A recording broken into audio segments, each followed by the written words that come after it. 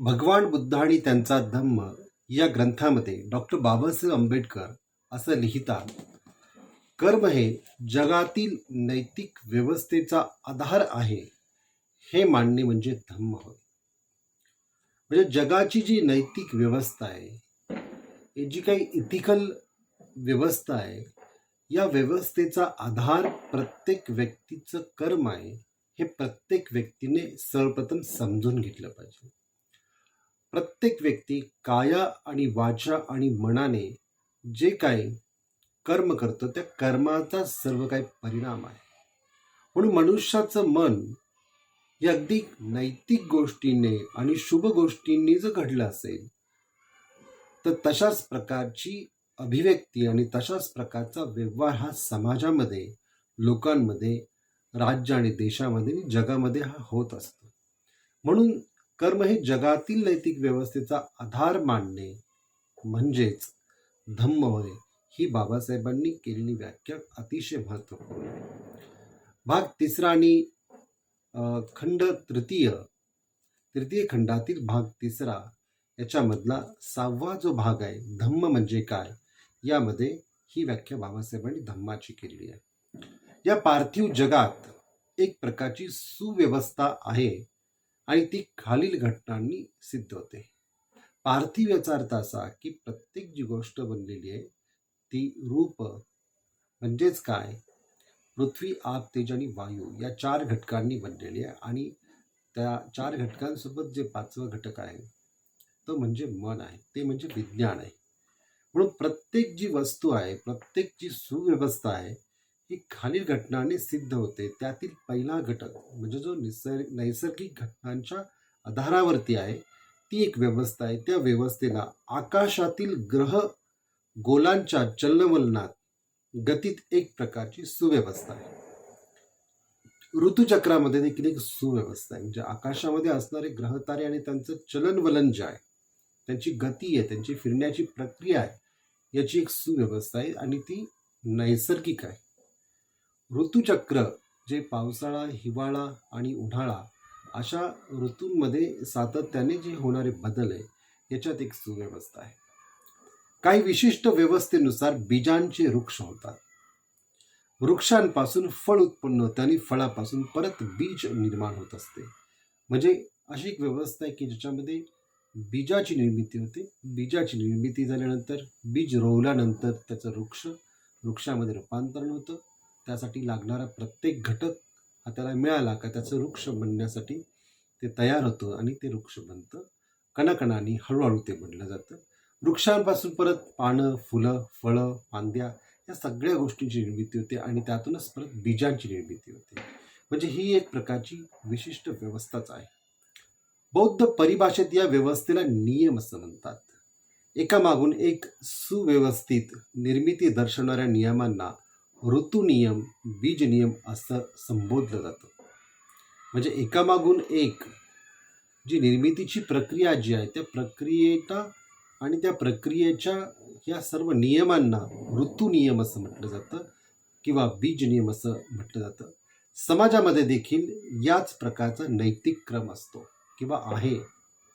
तो कसा उत्पन्न होतो, कसा राखला जातो, याचं उत्तर हे आपण पाहणे खूप आवश्यक आहे.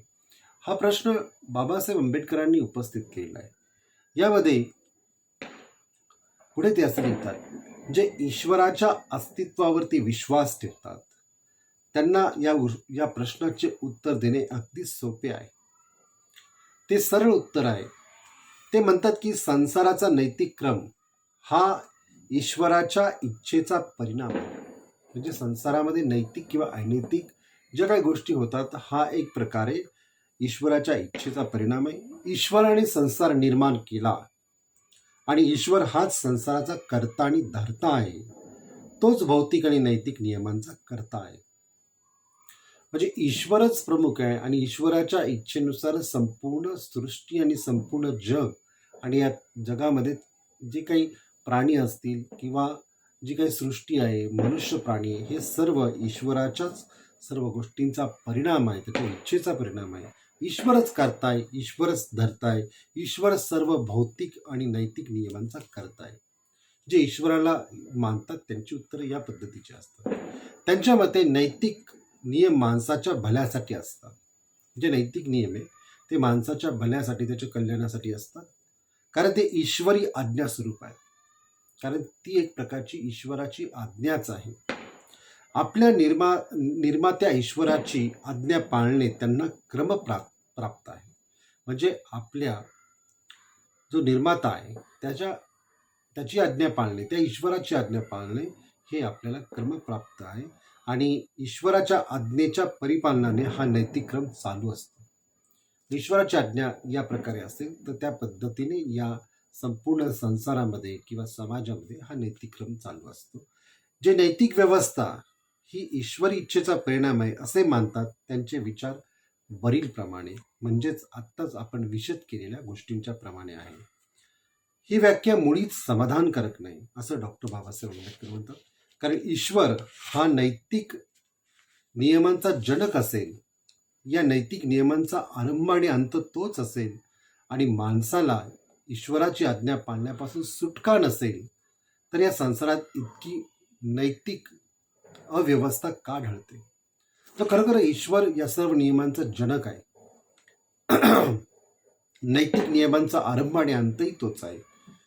तर या सर्व नैतिक नियमांना पाळण्याच्या पासून अनेक लोकांना सुटका यातून कशी काय प्राप्त होते, आणि संस्कारात इतकी अनैतिक व्यवस्था का आहे, किंवा अशा प्रकारची अव्यवस्था का आढळते, हा प्रश्न विचारणे खूप आवश्यक आहे. डॉक्टर बाबासाहेब आंबेडकरांनी तो प्रश्न त्यांच्या या बुद्धा अँड हिज धम्मा या ग्रंथातून विचारलेला आहे. या ईश्वरी नियमांच्या मागे असा कोणता अधिकार आहे, ईश्वरी नियमांचा व्यक्तीवरती काय परिणाम होतो किंवा काय अधिकार आहे, ते संयुक्तिक प्रश्न आहेत. परंतु जे लोक नैतिक व्यवस्था ही ईश्वरी इच्छेचा परिणाम आहे असे मानतात त्यांच्याजवळ या प्रश्नांना उत्तर नाही. अशा लोकांच्या जवळ याला कोणत्याही प्रकारचं उत्तर नाही. ही अडचण दूर करण्यासाठी हा सिद्धांत थोडा बदलला गेला आहे. असे म्हटले जाते की परमेश्वराच्या आज्ञेने सृष्टी निर्माण झाली. ही सत्य आहे की या सर्व विश्वाने परमेश्वराच्या आज्ञेने सृष्टी निर्माण केलेली आहे. या सर्व विश्वाने परमेश्वराच्या इच्छेप्रमाणे व मार्गदर्शनाप्रमाणेच आपल्या कार्यास आरंभ केला. हेही खरे आहे की त्याने या सर्व विश्वाला एकदाचाच कायमची गती आणि शक्ती दिली, आणि तीच त्या विश्वाच्या सर्व क्रियाशीलतेमध्ये आहेत. तेच त्याचं मूळ आहे. म्हणजे ईश्वर सर्व काय घडवत आहे. ईश्वराने एकदा गती दिली, एकदा शक्ती दिली, आणि त्यानुसारच हे सर्व चराचरामध्ये या गोष्टी चाललेल्या आहे, आणि हीच एक प्रकारची क्रियाशीलता आहे. परंतु या दृष्टीने जर आपण पाहिलं तर ईश्वराने सृष्टीच्या प्रारंभी जे नियम घालून दिले आहेत त्या नियमानुसार कार्य करण्याचे स्वातंत्र्य बहाल केले आहे. म्हणजे ईश्वराने जी सृष्टी निर्माण केली आणि जे नियम घालून दिले त्यानुसार प्रत्येक व्यक्तीला हे कार्य करण्याचे स्वातंत्र्य देखील दिले आहे. म्हणून नैतिक व्यवस्था ईश्वरी इच्छेनुसार घडत नसेल तर तो दोष सृष्टीचा आहे, ईश्वराचा नाही. म्हणजे प्रकृतीचा आहे. जर ईश्वरी इच्छेनुसार या गोष्टी घडत नसतील तर तो दोष कुणाचा आहे, तर सृष्टीचा आहे, ईश्वराचा नाही. सिद्धांतात असा बदल करूनही वरील अडचण सोडवली जात नाही. या सिद्धांतातील बदलामुळे ईश्वरावर जबाबदारी नैतिक व्यवस्थेची फक्त पडत नाही, परंतु प्रश्न उरतो तो हा की ईश्वराने आपल्या नियमांचे परिपालन करण्याचे सृष्टीवरती का सोपवावे?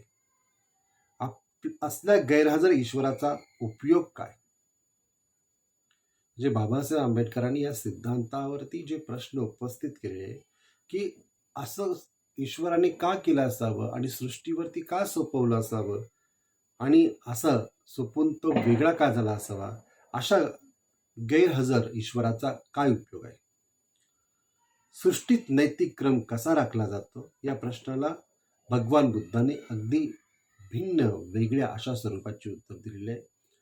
म्हणून सर्वप्रथम बाबासाहेबांनी उपस्थित केलेली ही जी काही व्यवस्था आणि या व्यवस्थेच्या संदर्भात जे प्रश्न आहे, व्यवस्था कोणती, तर नैतिक व्यवस्था.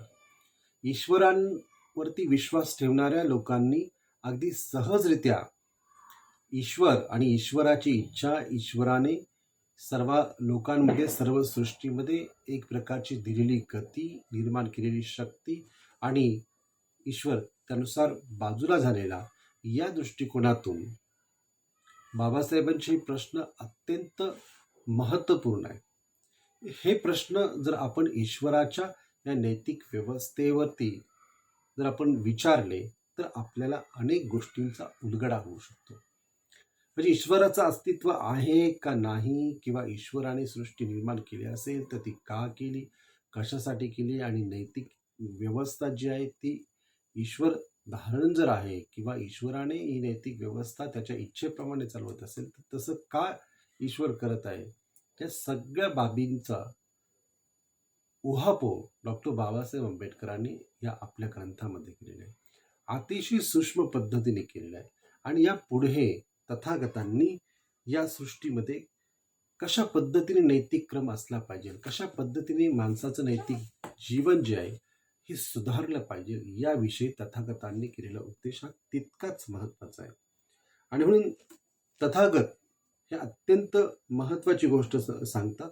तथागत या ठिकाणी सांगतात की सृष्टीची नैतिक व्यवस्था ही ईश्वर सांभाळीत नसून ती कर्म किंवा कर्म या नियमाने सांभाळली जाते. कर्म हे अत्यंत महत्त्वाचं घटक बुद्ध धर्मातील संपूर्ण बुद्धांच्या तत्वज्ञानावरती आधारित आहे.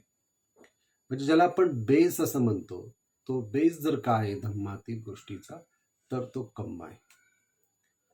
कर्म म्हणजे काय, तर मनुष्याकडून जे कार्य केले जाते आणि त्याचा परिणाम जो आहे, म्हणजे त्याचा विपाक जो आहे, हा विपाक ज्याप्रमाणे नैतिक व्यवस्था वाईट असेल तर त्याचे कारण मनुष्य अकुशल कर्म करतो हे आहे, आणि नैतिक व्यवस्था चांगली असेल तर त्याचा अर्थ इतकाच की मनुष्य कुशल कर्म सत्कर्म करीत आहे. म्हणजे अकुशल कर्म केल्यामुळे अनैतिक व्यवस्था निर्माण होते आणि कुशल कर्म केल्यामुळे नैतिक व्यवस्था तयार होते. भगवान बुद्ध केवळ कर्मासंबंधीच बोलत नाही, तर त्या कर्म नियमांविषयी ते बोलतात. म्हणजे कर्म नियमाविषयी ते बोलतात. त्या कर्माचे नियमाचे विवेचन ते करतात. म्हणजे कर्म नियमाचा बुद्ध प्रणित अभिप्राय जो आहे की ज्याप्रमाणे दिवसामागून रात्र येते, त्याचप्रमाणे कर्मामागून त्याचा परिणाम येतो, हा एक महत्त्वपूर्ण नियम तथागतांनी सांगितलेला आहे. ज्याप्रमाणे दिवसामागून रात्र येते, त्याप्रमाणे कर्मामागून त्याचे परिणाम येत असतात. हा अत्यंत महत्त्वाचा नियम तथागतांनी, म्हणजे फक्त कर्मच सांगत नाही, त्या कर्माचा परिणाम देखील ते सांगतात. कुशल कर्मापासून होणारा लाभ प्रत्येक कुशल कर्म करणाऱ्याला मिळतो, आणि अकुशल कर्माचा दुष्परिणाम कुणालाही टाळता येत नाही. ही अत्यंत महत्त्वपूर्ण गोष्ट आहे. म्हणून भगवान बुद्धांचा उपदेश असे कुशल कर्म करा म्हणजे मानवतेला चांगल्या नैतिक व्यवस्थेचा लाभ होईल. कारण कुशल कर्मानेच नैतिक व्यवस्था राखली जाते. अकुशल कर्म करू नका, कारण त्यामुळे नैतिक व्यवस्थेची हानी होते आणि मानवता दुःखी होते. हे अत्यंत महत्त्वपूर्ण गोष्ट तथागतांनी सांगितली की तथागत असं म्हणतात की ईश्वर नाही तर कर्म या मानवसृष्टीवरील नैतिक व्यवस्थेचा आधारशिला असते.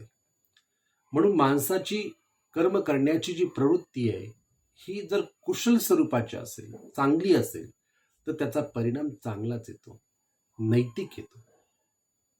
जर अकुशल स्वरूपाच्या असेल तर त्याचा परिणाम अनैतिक येतो.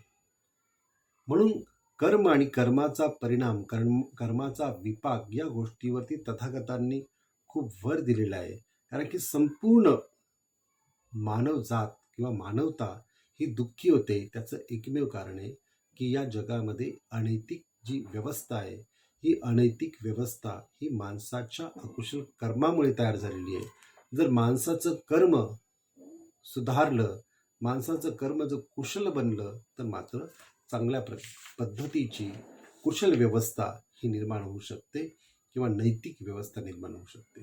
म्हणून प्रत्येक व्यक्तीने जर या पद्धतीने विचार केला, प्रत्येक व्यक्तीने बाबासाहेबांनी सांगितलेल्या कर्म हे जगातील नैतिक व्यवस्थेचा आधार आहे, या पद्धतीने आपलं कर्म विकसित केलं, सुधारलं किंवा त्याचं आपल्या जीवनामध्ये आचरण केलं, पालन केलं किंवा त्याप्रती जागृत जर राहिला, तर निश्चितपणे मानवजात जी आहे, मानवता जी आहे, ते सर्व सुखी होऊ शकतात. म्हणून कर्माला नैतिक व्यवस्थेचा आधार मानलं पाहिजे आणि त्याप्रमाणे आपण आपले कर्म उचित केले पाहिजे, विकसित केले पाहिजे आणि आपलं कर्म जे आहे हे कर्म योग्य पद्धतीने संस्कारित केले पाहिजे. तेच एक नैतिक व्यवस्थेला सुव्यवस्थित करू शकतो आणि चांगल्या प्रकारची सुसंस्कारित अशी व्यवस्था निर्माण करू शकतो, ना की ईश्वर. ईश्वरावरती जे लोक विश्वास ठेवतात आणि ईश्वरच सगळ्या गोष्टी करवितोय असं जे मानतात, त्यामुळे एक प्रकारचं अनैतिक व्यवस्था ही आपोआप तुमच्या पाठीमागे येऊ शकते. कारण की ईश्वर ही सर्व जबाबदारी सर्व लोकांवरती सोपवल्यासारखं, सर्व सृष्टीवरती सोपवल्यासारखं या पद्धतीची एक काल्पनिक व्यवस्था आहे आणि या काल्पनिक व्यवस्थेला जर आपण खतपाणी देत असू तर अनैतिक व्यवस्था ही जागोजागी आपल्याला दिसेलच. म्हणून बाबासाहेब या दोन्ही गोष्टीतून कोणती गोष्ट सिद्ध करू इच्छितात की कर्म हे अत्यंत महत्त्वाचा घटक आहे, ना की ईश्वराची इच्छा आणि त्या इच्छेप्रमाणे नैतिक व्यवस्था. ईश्वर आहे का नाही हा वेगळा प्रश्न आहे आणि अशा पद्धतीची नैतिक व्यवस्था ईश्वराने निर्माण केली का नाही हाही एक वेगळा घटक आहे. परंतु बाबासाहेब याची तुलना करत असताना ईश्वरावर विश्वास ठेवणारे लोक कशा पद्धतीचं कर्म करतात आणि जे कर्मावरती विश्वास ठेवतात, तर कर्म एकदा विकसित झालं तर माणसाचं जीवन हे उचित स्तराला पोहोचू शकतं आणि म्हणून या दृष्टिकोनातून माणसाचं कर्म हे त्यांनी विकसित आणि अधिक अधिक तो नैतिकतेला प्राप्त करता त्याने त्या प्राप्त होण्याच्या दिशेने प्रवास करणे गरजेचे आहे.